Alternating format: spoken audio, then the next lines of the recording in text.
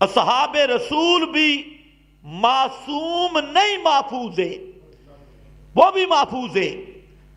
معصوم فقط انبیاء اور خاتم المعصومین حضرت محمد مصطفیٰ صلی اللہ علیہ وسلم، جو آپ کے بعد کسی پیر فقیر امام کو معصوم مانے وہ ختم نبوت کا منکر ہے، اور اس نے نبوت کی شان اس امام اور پیر فقیر میں مانی ہے۔ اور اسی طرح یہ مسئلہ بھی ذہن میں رکھ لیں، صحابہ کے بعد کسی فرد معین کے متعلق اس کو حتمی طور پہ جنتی کہنا یہ بھی عقیدے کا فسق ہے، عقیدے کی خرابی ہے۔ اصحاب رسول کا معاملہ وہ سب جنتی ہے، ثابت ہو جائے یہ صحابی ہے، ایمان ہے، وہ جنتی ہے۔ اور صحابہ کے بعد کسی کے متعلق حتمی طور پہ جنتی کہنا یہ عقیدے کی خرابی اور عقیدے کا فسق ہے۔ آج کتنا عقیدہ لوگوں کا خراب ہو گیا کہ جتنا بڑا للڑ بدعتی شیطان مشرک وہ مرتا ہے کہتے ہیں قبر سے خوشبو آئی ہے بے ایمانہ، اس نے جنت کی پہلے ہی چابی اس کو دے دی ہے کہ یہ جنت ہی ہے۔ توجہ ہے نا؟ خیر واپس آ، معصوم فرشتے، معمور فرشتے جن کو اللہ نے فرمایا عباد مکرمون، عزت والے فرشتے، عباد مکرمون، عزت والے بندے، اللہ کے محتاج ہیں، معمور ہے، اللہ نے ان کی ڈیوٹیاں لگائیں لیکن اختیار ایک ذرے کا نہیں دیا۔ انتظامی ڈیوٹیاں ضرور لگائی، کسی کو ہوا پر معمور کیا، کسی کو بارش پر معمور کیا، کسی کو موت کے محکمے کا افسر بنایا۔ اسرائیل، علماء نے صاف لکھا کہ اسرائیل ان فرشتوں کا امیر ہے جو روحیں قبض کرتی ہیں، لیکن اسرائیل کو اتنی طاقت بھی نہیں کہ اللہ کے اذن کے بغیر ایک مچھر کی روح بھی قبض کر سکے۔ اس لیے یہ بھی عقیدہ صحیح کر لو، فرشتے مختار نہیں۔ مکہ کے مشرک انہیں متصرف سمجھتے تھے، اور آج کا مشرک بھی وہ کہتا ہے کہ یہ متصرف ہے، اپنے اختیار سے بارش کا ایک قطرہ اپنے اختیار سے نہیں دے سکتے۔ بارشیں برسانا دور کی بات، آندھیاں چلانا دور کی بات، جبریل جو سید الملائکہ ہے، سارے فرشتوں کا امام اور سردار، جب نبی کریم صلی اللہ علیہ وسلم نے فرمایا کہ جبریل لیٹ آیا ہے، بہت لیٹ ہو گیا ہے، دیر سے آیا، تاخیر سے آیا، تو آگے سے جواب کیا ہے؟ ما نتنزل الا بامر ربک، کہ ہم اتنے مجبور ہیں کہ ایک انچ جتنا بھی اللہ کے اجازت کے بغیر ہم نیچے نہیں اتر سکتے، اتنے مجبور ہیں۔ ما نتنزل الا بامر ربک، ہم تو اللہ کی اجازت کے بغیر نیچے اتر ہی نہیں سکتے۔ تو یہ سب اللہ کے محتاج بندے، کھانے سے پاک، پینے سے پاک، مذکر اور مؤنث ہونے سے پاک، اور کوئی سجدے میں لگائے، کوئی رکوع میں لگائے، کوئی طواف میں لگائے، کوئی کعبہ کے طواف میں لگا ہے، کوئی بیت المعمور جو فرشتوں کا کعبہ ہے، ہمارے اس کعبے کی سیدھ میں ساتوں آسمانوں کے اوپر اگر خط کھینچا جائے تو وہ خط سیدھا بیت المعمور سے گزرے گا، اور وہ فرشتوں کا کعبہ ہے، اور اس کو بیت المعمور اس لیے کہتے ہیں، معمور کا معنی بھرا ہوا، وہ رش والا گھر ہے، اور 70,000 فرشتہ روزانہ اس کا طواف کرتا ہے، اور جو ایک دفعہ طواف کر گیا قیامت تک اس کو دوبارہ نمبر نہیں ملے گا. وہ فرشتے معصوم بھی ہیں، عباد بھی ہیں، عابدین بھی ہیں، ذاکرین بھی ہیں، ساجدین بھی ہیں، خاشعین بھی ہیں، لیکن ساتھ اللہ نے فرمایا کہ اپنے نبی کی ذرا شان سمجھو، وہ فرشتے جس طرح میری تسبیح اور ذکر کرتے ہیں، محمد مصطفیٰ کے حق میں دعائیں بھی کرتی ہیں. اور سورہ حامی مومن میں جس نے محمد مصطفیٰ کا مسئلہ مانا، دعوت مانی، بالخصوص محمدی مسئلہ، محمدی دعوت کا اصل مسئلہ وہ ہے فدعوا اللہ مخلصین لہ الدین. لوگوں پکارو بھی صرف اللہ کو، اور پکارو بھی خالص کر کے، رلا نہ کرنا بغیر اللہ کے. یہ مسئلہ حامی مومن کا دعویٰ بلکہ 7 سورتوں کا دعویٰ ہے، پورے قرآن کا دعویٰ. اللہ نے فرمایا کہ وہ فرشتے الذین یحملون العرش، جو عرش کو تھامنے والے ہیں، فرشتوں کی وہ خاص جماعت جو عرش تھامنے والی ہے، اللہ کے اتنے قرب میں عرش کو اٹھانے والے. ان کا کیا کام ہے؟ یسبحون بحمد ربہم. ایک تو وہ یہ ورد کرتے ہیں اللہ تو شریکوں سے پاک ہے.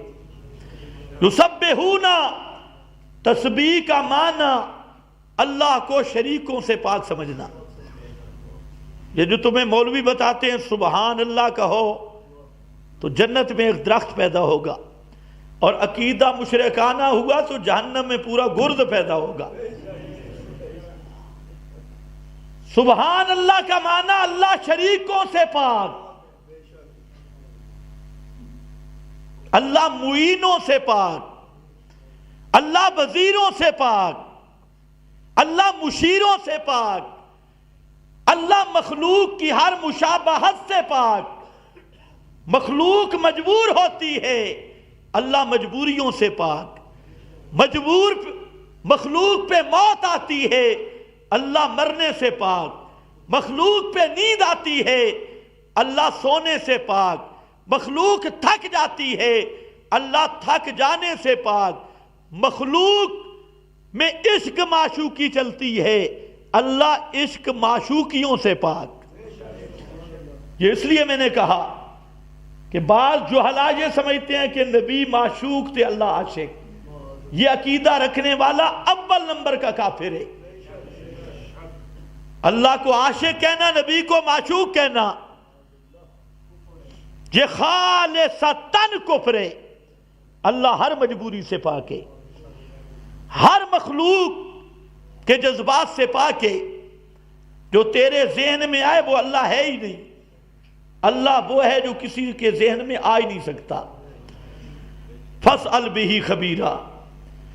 اللہ کو اللہ ہونا بیان، اللہ کو اللہ ہو کر اللہ کی الوہیت کو سمجھنا ہے، اس کا اللہ ہونا سمجھنا ہے.